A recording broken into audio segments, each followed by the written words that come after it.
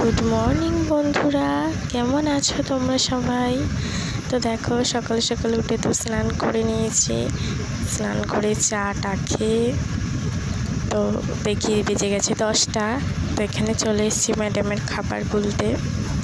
আর আজকে এখানে আমাদের ওয়েদারটা দেখলে তো, পুরো একদম মেঘলা ওয়েদার, বাট বৃষ্টি কিন্তু হবে না, কারণ আজ 4 দিন ধরে এই একই রকম হয়ে রয়েছে আকাশ। মেঘ করছে, বৃষ্টি হচ্ছে না, ঠিক আছে।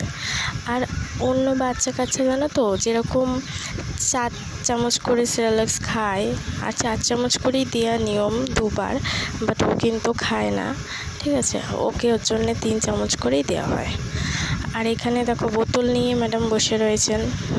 তো ওকে খাইয়ে টাইয়ে চলে এলাম একটু ম্যাগি বানাতে। তারপর তো খেয়ে নিলাম দুপুরের খাবারটা। তারপরে দেখো রাতে এখানে রান্নাটা দেখাতে পারলাম না। রান্নার পরে তো ঘরের এরকম অবস্থা হয়েছিল, তো গুছিয়ে নিলাম।